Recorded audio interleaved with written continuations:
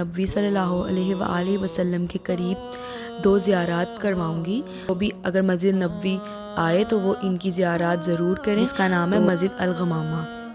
غمامہ کا صلی اللہ علیہ وآلہ وسلم نے یہاں پہ اللہ سے بارش کی دعا کی اور جگہوں پہ بارش ہوتی رہی. انسانوں کو حبشہ کی طرف ہجرت کا حکم دیا تھا، وہاں پہ جگہ دی تھی. قریش کے مسجد ابو بکر صدیق رضی اللہ عنہ ہے، کیونکہ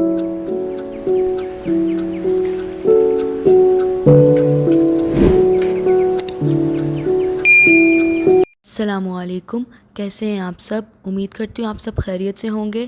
welcome back to my channel. تو آج کے ولاگ میں آپ کو مسجد نبوی صلی اللہ علیہ وآلہ وسلم کے قریب 2 زیارات کرواؤں گی.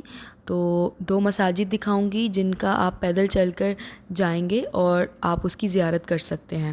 تو جو بھی اگر مسجد نبوی آئے تو وہ ان کی زیارات ضرور کریں. تو چلیں جی، گیٹ نمبر 6 ہے مسجد نبوی کا، اس کے بالکل سامنے یہ مسجد ہے پہلی، جس کا نام ہے مسجد الغمامہ. غمامہ کا مطلب ہے بادل. آپ صلی اللہ علیہ وآلہ وسلم نے یہاں پہ بارش کے لیے دعا کی تھی. روایت میں آتا ہے کہ کچھ صحابی آپ صلی اللہ علیہ وآلہ وسلم کے پاس اپنی درخواست لے کر آئے تھے کہ یا رسول اللہ صلی اللہ علیہ وآلہ وسلم، قحط سالی کا عالم ہے، آپ اللہ سے بارش کی دعا کریں. تو کہا جاتا ہے کہ آپ صلی اللہ علیہ وآلہ وسلم نے یہاں پہ اللہ سے بارش کی دعا کی اور اسی وقت بارش ہوئی اور بارش 7 دن تک جاری رہی.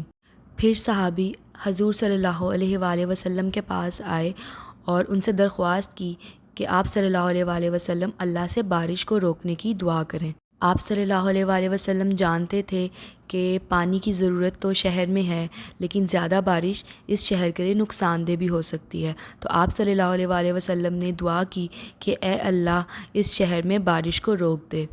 تو اللہ نے اسی ٹائم آپ صلی اللہ علیہ وآلہ وسلم کی دعا قبول کی اور حرم سے لے کے وادی عقیق تک بارش اسی ٹائم رک گئی اور وادی عقیق کے بعد اور جگہوں پہ بارش ہوتی رہی. سبحان اللہ.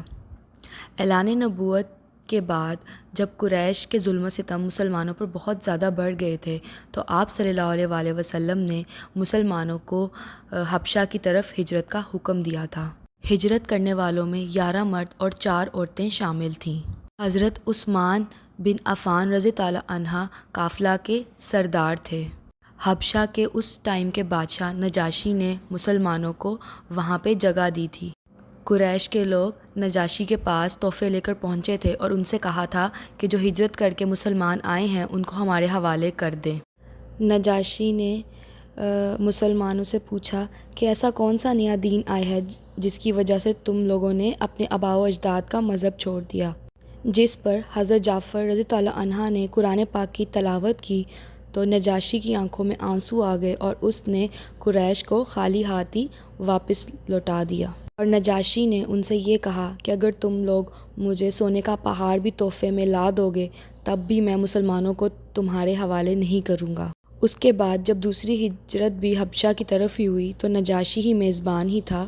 نجاشی پھر جب بعد میں مسلمان ہوا اور اس کے بعد جب اس کا انتقال ہوا تو آپ صلی اللہ علیہ وآلہ وسلم نے اسی مسجد الغمامہ میں اس کی غائبانہ نماز جنازہ بھی پڑھائی تھی.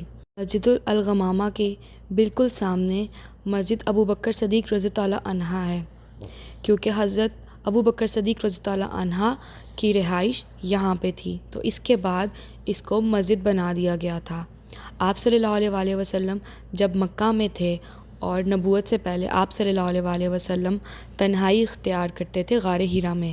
تو جب آپ صلی اللہ علیہ وآلہ وسلم مدینہ ہجرت کر کے آئے تو آپ صلی اللہ علیہ وآلہ وسلم مسجد الغمامہ میں تنہائی اختیار کرتے تھے، کیونکہ یہ حضرت ابو بکر صدیق رضی اللہ عنہ اور حضرت علی رضی اللہ عنہ کے گھر کے قریب ہی یہ مسجد تھی. تو یہ مسجد جو میں اب آپ کو دکھا رہی ہوں یہ حضرت ابو بکر صدیق رضی اللہ عنہ کے نام پہ بنائی گئی ہے اور یہ یہاں پہ جب میں گئی تھی تو بند ہی تھی اور اکثر اوقات یہ بند ہوتی ہے.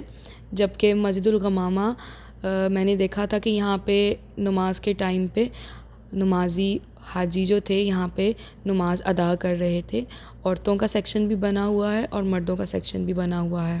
یہ دیکھیں یہاں پہ دوپہر کے ٹائم بہت گہما گہمی ہوتی ہے اور بہت سے لوگ یہاں پہ بیٹھے ہوتے ہیں، بہت سے کبوتر ہوتے ہیں، ان کو دانہ کھلا رہے ہوتے ہیں، اور بہت ہی ایک اچھا سین ہوتا ہے صبح کے ٹائم بھی اور دوپہر کے ٹائم بھی، اور رات میں بھی یہاں پہ لائٹنگ جب ہوتی ہے تو بہت ہی خوبصورت منظر لگتا ہے۔